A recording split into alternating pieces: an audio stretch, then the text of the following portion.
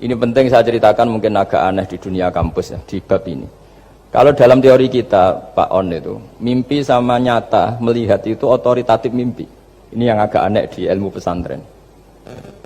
Jadi melihat jenengan langsung dengan mimpi itu otoritatif mimpi. Karena mimpi, ru'yal mukmin dijamin oleh Rasulullah sama dengan 46 juz'un minan nubuwah. Jadi persennya itu besar sekali, 46% dari juz'un minan nubuwah, otoritatifnya. Nah tentu tidur yang benar. Logikanya gini, kata-kata kitab-kitab menjelaskan. Orang kalau melihat langsung itu pasti terpengaruhi oleh cinta atau tidak cinta, senang atau tidak senang, sedang butuh apa enggak. Jadi kalau saya sedang butuh dengan Pak Rektor itu melihatnya dengan penuh harapan. Jadi kalau saya sakit mau mati itu senang lihat dokter karena ini harapan, Rektor nggak ngefek gitu kan gitu. Tapi kalau saya politikus ngelihat ketua partai itu lebih respect ketimbang melihat dokter. Jadi gara-gara banyak kepentingan ini melihat itu nggak pernah jujur gitu. Nggak pernah jujur. Jadi kebodohan manusia justru karena melihat itu kalau dalam teori kita. Makanya kalau dalam teori pesantren itu kebalik, anna sunyamun wa idza matu intabahu. Manusia itu hakikatnya tidur, baru setelah mati bangun. Misalnya kita di dunia nganggap uang itu penting, harta itu penting, jabatan penting. Setelah kita mati ternyata yang paling penting itu hanya sujud. Karena kamu itu kenangan ketemu Allah terbaik itu sujud. Yang kita anggap penting di dunia semuanya tidak penting. Yang kita anggap sepele kayak sholat ternyata itu super penting. Tapi sadar itu nunggu nanti di akhirat. Ya, saya ini termasuk syukur yang sadar sebelum sampai akhirat. Jadi termasuk orang yang beruntung lah gitu. Nah, kenapa mimpi itu begitu penting? Karena tadi ketika orang tidur itu off semua, sistem sarafnya, sistem apanya. Yang ada hanya pengendalian Tuhan. Karena dia tidak bisa mengendalikan dirinya sendiri. Apalagi kalau tidurnya benar ya tentu pakai wudhu, terus pakai doa-doa, terus menghadap kayak mayit itulah, standar mayit itu menghadap ke kiblat kayak posisi mayit itu. Sehingga dia ada intervensi pada dirinya sendiri, ya tidak punya keinginan dari dirinya sendiri. Kamu kan nggak bisa ingin, wah tidur ingin ketemu wanita cantik kan tidak bisa nentukan gitu. Akhirnya ya benar-benar hanya milik Allah. Apalagi kalau kita bacanya benar, terus pikirannya benar. Makanya uniknya dalam Islam adalah doa mau tidur dengan wiridan setelah sholat itu ajarannya Nabi banyak mau tidur.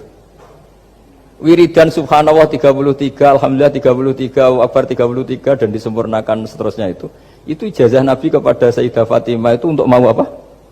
Tidur. Bismika wada'tu jambi wa bismika arfa'u, sampai doanya panjang.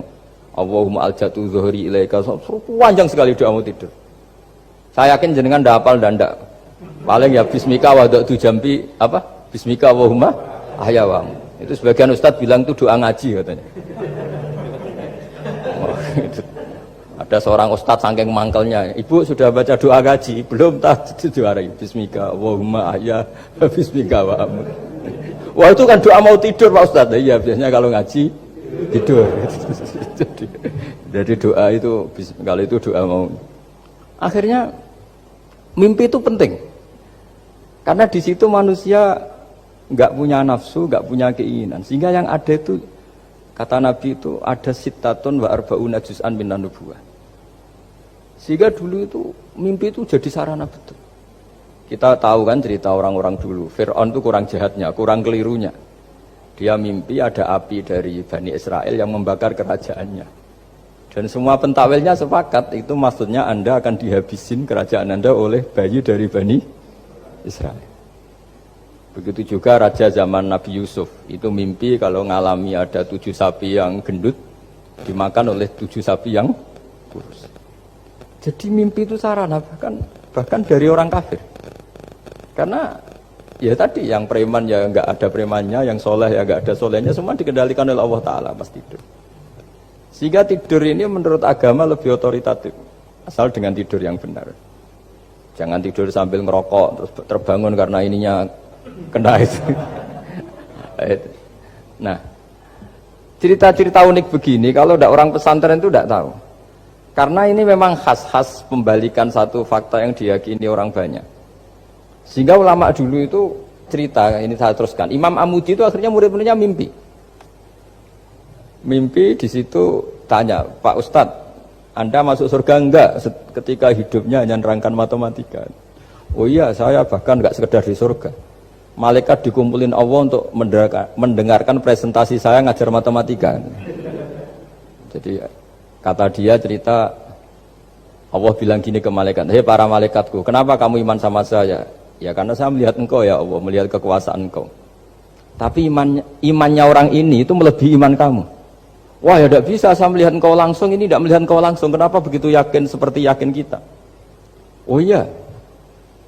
Terus Imam Mahmudi, silahkan ajari matematika. Mahmudi mulai ngajari matematika. Terus beliau ngajari ya sederhana. Angka 2, 3 sampai ribuan sampai jutaan itu bin nisbat ilal wahid nisbatun wahidah, yaitu nisbatul far'i ilal asli. Hanya ngajar itu tok. Dunia ini apapun banyaknya variannya, apapun banyak makhluknya, itu semuanya adalah nisbatul far'i ilal asli. Angka 2 ya cabangnya 1, 1 juta ya cabangnya 1, semua itu dimulai dari 1. Jadi di mana-mana hitungan itu dimulai dari 1. Dan 1 ini harus ada, yaitu Tuhan. Matematika akhirnya malaikat, wah keren juga maksudnya. Keren juga maksudnya. Akhirnya Allah bilang, dan itu didawuhkan juga oleh Rasulullah SAW, tuba liman amana bi walam yaroni. Yang hebat itu imannya orang yang enggak melihat saya. Makanya masyhur itu, malaikat ditanya Allah, siapa imannya yang paling kuat? Ya kita, karena melihat engkau langsung ya Allah. Para nabi.